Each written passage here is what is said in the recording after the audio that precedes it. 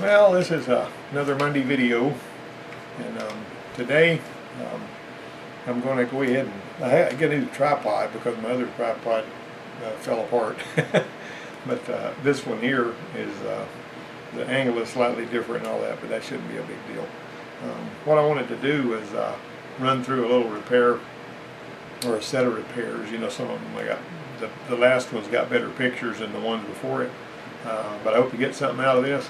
And one of the subscribers likes the stories that I have to tell, and I've got some stories I can tell that don't have slides or pictures with them, but I'll probably save those for a future presentation.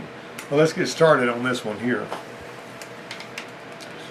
You know, the best skill that we have comes from doing a lot of real repairs. I mean, the more work you do, the better you get at it. That's why if you're going to have something like a heart transplant done, you want it done by the people that have done a lot of heart transplants. And this particular one, the focus of this one's over toward the end of the presentation. This is 2009 Altima with a 4-cylinder and one of those CVT transactals with nearly 200,000 miles on it. I mean, it like 13,000 having that, or 12 something. Well, I mean, no matter how many vehicles we troubleshoot and repair, we're going to encounter some we're going to remember for a long time. All right, what we got here, when we think we know what to expect, when we draw a work order, we get blindsided, it's really annoying, and then it gets personal as you against the machine. One time when I was working at a Volkswagen place in 1983, I drew a work order on a Volkswagen Rabbit that needed valve adjustment, timing belt, something else, I don't remember what it was, but it was 3 1/4 hour flag, you know, 3.25 hour flag time. Paid that many units, you know, we broke the flag time up into units of 100 units per hour. But one way or another, it was like 25 after 4, and we quit at 5 over there. And I said, you know, I think I'm going to just see how far I can get on this job before quitting time gets here. And so I went ahead and dove into it. I just started working real quick. I'd done so many of those, you know, I was pretty slick with them. And you know how the ones you do the most, the ones you do the fastest, and those are the ones you make the best money on. Well, it totally astonished me that 35 minutes later, everything fell in place. I didn't cut any corners. I didn't leave any steps out. I started that thing up at 5 o'clock. Just totally blew me away. And I said, wow, I've got this down pat now. I can make me some money. And the next day, I had this big smile on my face when I drew another one just exactly like it. And that doggone job fought me tooth and nail and took 4.5 hours to do.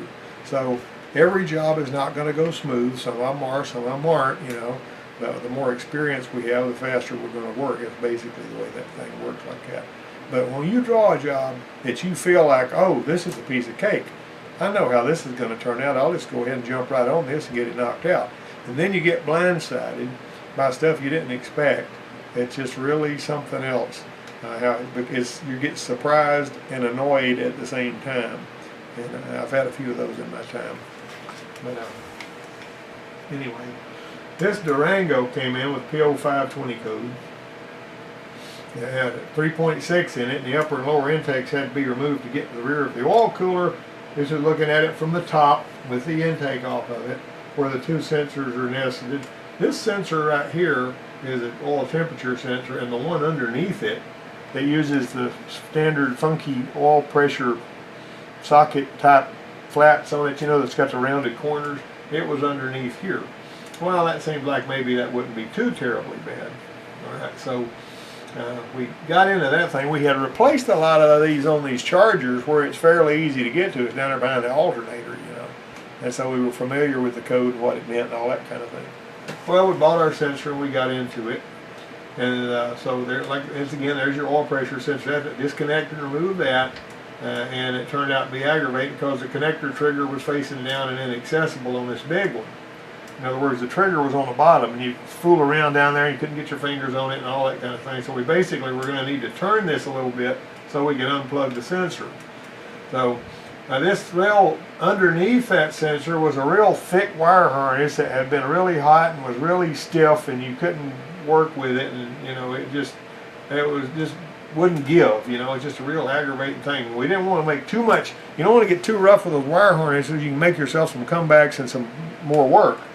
you know, that the customer didn't authorize. So we couldn't disconnect the sensor wire connector, so we couldn't put a socket on it. Well, the 1 1/16 wrench is what it's going to take, and it was nice and beefy for turning big tight fasteners, but it didn't fit in that tight spot worth anything. So it's just a 1/8 pipe thread, but you still had to put some force on it to turn it. And it was tight enough that even if you managed to shove the open end of the wrench onto the sensor, you try to turn it and it would, you know, the big fat wrench would come off of it.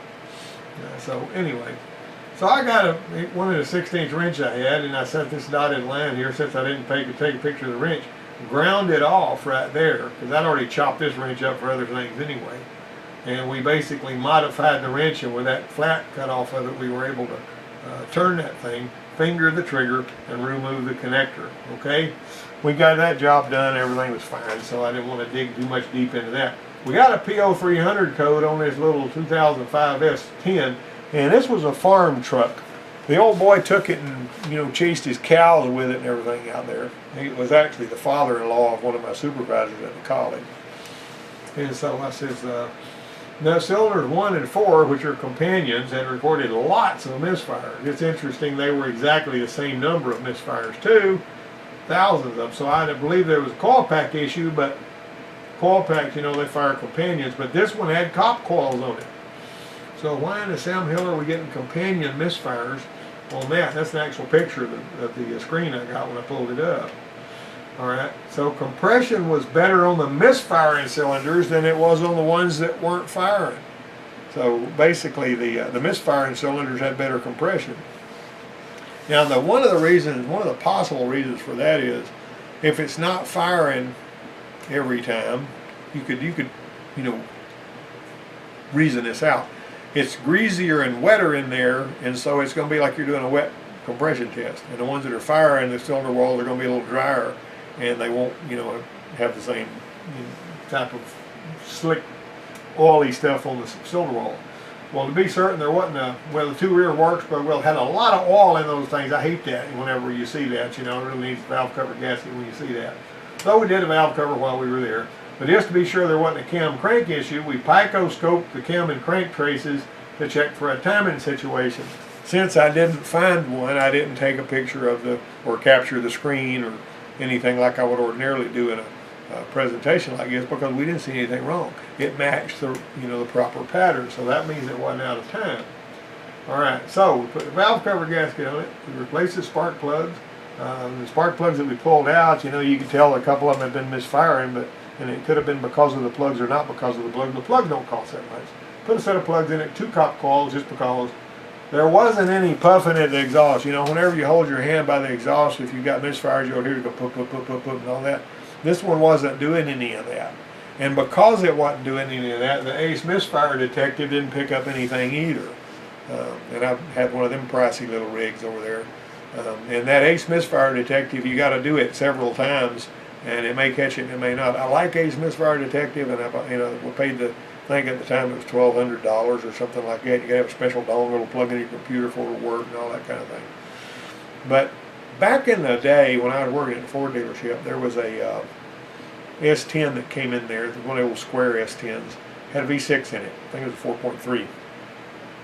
And that thing, you just swore by the way it felt when you were sitting in it that engine was skipping. And it came in for a skip. And so I got to checking it, and I realized, well, I'm not really seeing that any cylinders are not contributing here. I didn't have any real good scan tools or anything to hook up to that particular one, and I wanted to make sure it was skipping, so I went back there with a rag and held it by the exhaust, and it was, you know, if you hear it, pop, pop, pop, pop, pop, then that basically means you got that misfire. If you're hearing one that's misfiring sometimes, boom, boom, boom, boom, boom, typically that is a spark plug that's gapped too close, or it's partially fouled. That's usually what that means. Or it's got something else that's making it fire sometimes, but not all the time. I learned that real early on in my career. But anyway, the long and the short of it is, that thing was not skipping, but it felt like it was. And so I was kind of out of ideas on that thing, so I couldn't really ostensibly see anything wrong. So I called the shop foreman at the Chevrolet place over there, huge Chevrolet place. You know, we had a big Ford place, it was a big Chevrolet place, and anyway, the shop foreman told me, he says, you'll never fix that. I said, what do you mean you'll never fix that? He goes, a lot of those trucks do that. He says, now you can get a Caprice motor mount, a transmission mount, and put on the back of the transmission, and that'll help it some, but you're going to be stuck with that. And that's never going away. And so after that, and I found out what he was talking about. Apparently they'd fought with him at Chevrolet Place a long time. Now, there was another truck that was in the used car department getting worked on for that, and I shared that with them. But it would feel like it's skipping because of engine, vibration being transmitted to the frame, but it wasn't. And I don't know why it wasn't doing it when it was new, unless just maybe putting a full set of good soft motor mounts on it would do. I don't know. But one way or another, I didn't spend a whole lot of time on it because I was in drivability anyway. I didn't have time to fool with motor mounts, But anyway, the mass airflow PID didn't look right. I don't remember exactly why it didn't look right, but it looked to me like it wasn't telling the truth. You get used to looking at these. I've often said one of the smartest things you can do is get used to the way a good one looks, and then you're going to know what a bad one looks like as soon as you see it. And giving this thing the gas and watching that mass airflow sensor, it didn't look truthful to me. It looked like it was not quite telling the truth. And so what I did was I unplugged the mass airflow sensor, which is a good practice. If the mass airflow sensor is out of the loop, it uses other inputs. And if the mass airflow sensor is the problem, then you'll notice a difference in the way it runs, and it will be an improvement. This one was. You could unplug the mass airflow sensor, and that truck ran like a brand new truck. And so anyway, what the funny thing about it was, the old guy was using it in the pasture. He almost never drove it on the road. And so he says, just leave that thing unplugged and I'll drive it like that. And it's his truck. I couldn't say no. Basically, I just went ahead and, chalked that up as a learning experience. He didn't want to buy a mass airflow sensor because it was a junky old truck. It wasn't even his main ride. And basically, heck, I don't think that he could drive it on the road, but I think he almost never did. So if you're using it in the pasture, heck, leave the mass airflow sensor unplugged anyway, All right, so this F-150, we had to replace the brake booster on a 98 F-150. After we changed the booster, the brake lights were always on because that push rod, where you put that stoplight switch, had some flashing. The push rod comes with the booster. And that new push rod, the way they made it, it had a sort of a bumpy flashing on the end of it that was keeping the stop lamp switch closed all the time. I even put another stop lamp switch on it to start with. That didn't do no good. So basically what I had to do was take the stop lamp switch off of it and foul that flashing off of that stupid push rod to make that work. I did not see that coming, and I had never seen it before. But the booster is probably made in China, and you know what that means nowadays. But anyway, AC quits cooling on the drive longer than 30 minutes. This was an Edge with the dual zone AC on it. So we got oddball readings from the driver's side blend door actuator with the scan tool. And by the way, we were using the IDS on that one because we have one of those. Replaced that actuator with the Dorman unit. Didn't have time to verify the repair, but it seemed like it was doing better. So she called from the Ford dealer in another town the next day, and they wanted $1,500 to replace the evaporator case. They said because the actuators weren't communicating properly, and so they needed to put an evaporator case in there. It was going to be $1,500, and so she had me on the phone while she was talking to him. And I said, "No, I don't think I'd do that. That sounds like that's like a big shotgun right there, All right, so she brought it back to us, and we left the AC running in the service bay with this machine hooked up to it, so we could watch the pressures and notice when the register got warm and it quit cooling, the low side had drifted into the negative, and the high side was low. It was hung at just over 150, which was much lower than it had been when the AC was cooling. That was our smoking gun. That means an expansion valve. Now, I won't tell you the truth. One time, working on a Toyota Camry, an older one, we had readings like this, and I replaced the expansion valve, or I had the student replace the expansion valve. It was under the dash. It wasn't all that hard on that one. Sometimes it's harder than others, but it was one of them other kind of expansion valves, not the block, but the other kind, with a little tube and all that. We replaced the expansion valve, and those pressures still did that, and I blew through the evaporator, and it seemed clear, but we put an evaporator on that sucker, and it took an evaporator on that Camry to straighten those pressure outs to get that thing cooling. And I never have yet understood that because the evaporator didn't have any clogging in it that I could tell. One way or another, All right, she got an expansion valve, and it was way back up in there. $16 is what that cost, Of course, we're at the college over there, so we weren't really charging any labor. That $16 expansion valve took care of that, and she's still driving that vehicle today, and this has been, a couple of years now. All right, so this old Sentra had a nasty noise that changes when we were swerving. You know how when you swerve back and forth and it loads one side and then the other, and you try to figure out which one of the bearings or tires or whatever is bad. Now, if you just start throwing bearings at it before you move the tires around, you're asking for trouble, because sometimes you'll hear a noise you'll absolutely swear was a bearing and it'll be a tire. So what you do first is what's cheap and easy. Let's just swap the tires around, or maybe move the tires, do a tire rotation from front to back, back to front, and see if the noise comes out different. All right. So this particular one, the tires swapping didn't do anything, and these can be tricky. And anybody that says they have picked the right bearing every time is a better man than I am, because I know of tire stores around here that'll tell you that whenever they hear a noise in front, they throw both bearings at it, because a lot of times you would just swear in a court of law it's the bearing on the left front and it'd be one on the right front, and vice versa, and all that kind of stuff, because they telegraph. It's just all kinds of weird stuff that goes on with these bearing noises. All right. After replacing the left front, which looked fine and didn't fix it, we replaced another one. And this was the only difference. See, this is the one that we replaced that didn't fix it.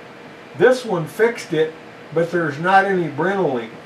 If there is, I couldn't pick it out, because this is where the balls run. The only thing I noticed was that grease had turned brown. This grease was still pretty and white, and that grease had turned brown, and that was the only thing I saw. Now, there may have been some microscopic iron oxide rust particles in there or something that you couldn't feel with your fingers or nothing, because that thing felt just fine, but it was noisy, and when we put that bearing on there, that cleared all that noise up. All right, so somebody had replaced the transaxle on this Altima. That's a picture that we had in the very beginning. It started slipping and stopped pulling after 2 hours. The guy had done it, told him it needed a flywheel. He wasn't lying, it did, because the flywheel was cracked. You could see it when you pull it off there. You got this little shim thing that goes underneath bolts. They brought us a used flywheel when they came. So I don't know. I don't remember why the guy that put the transmission in it didn't do the work. But for some reason they wanted us to do it, or they didn't trust his diagnosis. They thought something was wrong with the transmission, but it turned out he was dead on the money.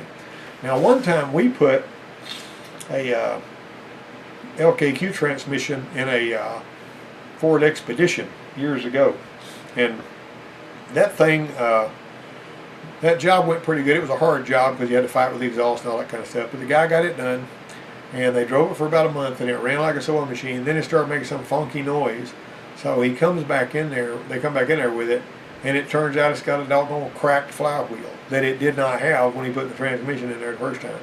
So he had to pull the transmission back out and put a flywheel in it, and with that in mind, if I ran into that too many times, I'd be selling him a flywheel every time I popped the transmission in it, aggravating a bunch of junk.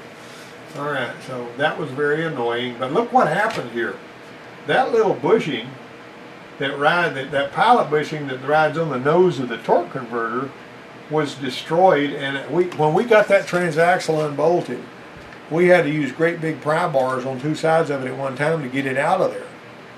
And the reason that happened was because this little thing right here, that's a good one there, came out with the torque converter, because the torque converter had been spinning in there. Well, see, there's where the flywheel was broke. See how smoothly it was spinning around there? Well, this is a little part that we took off that was left of the flywheel, and that's what it looked like. See how smooth it was and how it got really, really hot because it was spinning. The engine was spinning, the torque converter and flywheel was not spinning with it, and that's when we got that little thing off of there to put right here. This is that part right there, okay? Well, look at that. Look what it did to the nose on the torque converter. That nose on the torque converter was never supposed to spin inside that pilot. But in this case, it spun enough to where it got red hot, and it actually swelled the end of that torque converter nose, and so the torque converter was destroyed. Furthermore, this was a dicey situation, because you don't go and buy one of these. That's actually part of the crankshaft. Now, if you was somebody that had a machine shop and you just get some good numbers on what the thing was supposed to be like, you could go over there and get them to turn you a bushing. Heck, you could probably get them to make one out of brass if you wanted to. I've done that before. I had a 47 Willis Jeep one time that I traded my cousin out of, and that Willis Jeep had the steering on it had some of you guys that are really familiar with the older Jeeps, you know, it's got a 3/4 inch shaft coming down, and the steering knuckle, you know, that's for the center of the steering system rides on that. And it originally, when it was built, it had needle bearings in it and a grease fitting, and the needle bearings were all gone. It was flopping around loose.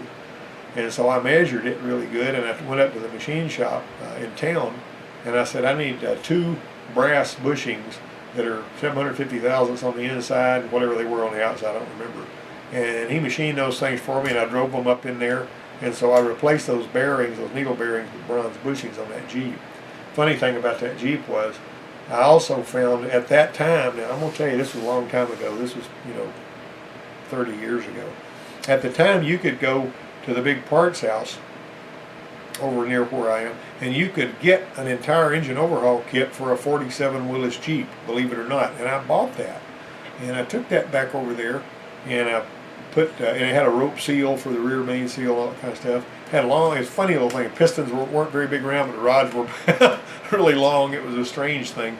So I built it up, and because that old rope seal was so tight on there, the starter wouldn't spin it fast enough to start it. And it had a tow bar on the front of it, It was a rusty old thing. It was a cool ride though. And I put that tow bar on my dad's 66 Chevy pickup truck, and I put that thing in a gear that I could tell was forward gear by rocking it, but I didn't know whether, the knobs were gone off there, and there was no diagram, so I just had to figure out what was what. And so turned the key on, and I just took off dragging that thing across the pasture, but nobody was in it. I just had a tow bar in there. And when that thing fired up, it was in 4-wheel drive, and it pushed me all over the place before I could ever get it shut down. But after that, you could start that little sucker with a key. The carburetor didn't work right. I got a Volkswagen Karmann Ghia carburetor and the oil bath air cleaner that came with that, and built an adapter and put that carburetor on it so that it would idle, because the carburetor that was on it was all screwed up, and I don't know what was wrong with it. But I said, it'd be easier just to put a different carburetor on here. And a bug spray carburetor, which is a 1-barrel, a carburetor is a carburetor. And I knew that Karmann Ghia carburetor to put enough gas in there, and that thing ran like a champ. The only problem was it would only go about 45 miles an hour wide open, it felt to me like, and it felt like it weighed 10,000 pounds. It was heavy, felt like it'd be hard to turn over, real low center of gravity and all that kind of stuff. But I rode my daughter around on that thing, and she always wanted a Jeep after that. But anyway, long and short of it was, I had a junk Altima engine on hand, and what I did was I used my high-speed cutter, and I cut that little bushing boss out of there, and then I, got that bushing in my hand, and then I drove a new bushing, that I got out of this old junk engine, into that, where I had one of my students do it, drove it into that thing, and we put a new torque converter in there, put the transmission back in there, and that thing was good to go. It was just what it needed. That's the end of the story. I hope you guys got something out of that. I've got I could tell some more stories and all that, but long and the short of it is, sometimes, I don't know if anybody will ever run into this again, because usually if a flywheel breaks, it doesn't usually break smooth enough to where it'll spin the way this one did. But that's the reason this happened, was because of the spinning around there, and it heated the nose of the torque converter up. Another thing you need to watch for, though, if somebody has been driving one for a while and the flywheel is broke, if it's broke completely out, it will actually screw the nose of the torque converter up where it goes into the torque converter, and you'll wind up with an oil leak there. And I have seen people that worked trying to figure out why what looked like a front pump seal leak, or the transmission fluid dripping out of there. And I've actually got a picture of one we ran into that on. That little nose, it'll leak around that nose on the torque converter. Sometimes people like to pressure the torque converter up with air, and see where that oil's coming from and all that kind of stuff. But that's just one of those little things that we got there. But anyway, I'll get you guys some stories together from the. One of my guys was wanting to hear some of the stories that I accumulated when I was working in Southeast Texas as a fleet mechanic. And being a fleet maintenance guy is really pretty cool, because if you keep everything greased, then you don't typically have a whole lot of work to do as far as big work. I did have a CY60 or Y60D, whatever it was, the forklift, that this guy, well, let me back up. This is one little short story because I got about 5 minutes left before my camera times out on 30 minutes. We had a guy that was driving his forklift from one of the docks to the other one on the county road because it was cold and he wanted to get his coat. So he was a dock worker, so he heads off down there. And this Ford Torino came along there going 75 or 80 miles an hour and ran head on into that forklift. And the forklift weighed 12,000 pounds. It busted the transmission housing on the forklift. And I had to pull the forklift apart and replace the transmission housing. I had to get a special tool, the dummy shaft, to run the main shaft through. Anyway, it was a big job. But the long and short of it was, they says, we are going to have to put lights on all of these forklifts. We had 17 forklifts. And so I had to put headlights on them, and I had to put flashers on the back on top of the headache rack. And so these dock workers were really good at trying to figure out ways not to work. So they would leave the key on, well, first they'd pull the key out of the forklift and throw it in the water or put it in their pocket or something. They say, well, there's no key to the forklift, we can't work. So they told me to deal with that problem, and so I put these lever tap switches on them like a Humvee's got on it, And so that way you couldn't throw the key away and all that. So on those diesels, even if you left the key on, there wasn't a lot of draw, so you wouldn't typically kill on those big 8D batteries like that. And so then when I got ready to put the lights on there, I said, well, they're going to pull the wires off of them, claim the lights don't work. So I ran the lights inside the headache rack up there and put these big, piece of pipe up there around the light so it wouldn't get knocked off. And so I wired those things up and I put a headlight switch on the dash. Well, that way they would leave the headlights on and kill the battery and say they couldn't work because the battery was dead. So then I took an oil pressure switch and hooked it up so that the lights would come on anytime the vehicle had oil pressure. And so if you cranked it up and it had oil pressure, those lights would come on, little tractor beam, scatter beam lights, and then the flashers on the back would come on. And so I was always having to outsmart these dock workers. And one of those, they all had little Perkins diesel engines in them, but one of these things had a Continental engine in it. It was a flathead Continental engine, and it had, it was an industrial engine. Depending on which camshaft you put in it, it would run as a counterclockwise engine or a clockwise engine because it was an industrial grade engine. But anyway, this particular one, and the rod nuts were cotter keyed. That was the only engine I've ever worked on that had cotter keyed rod nuts.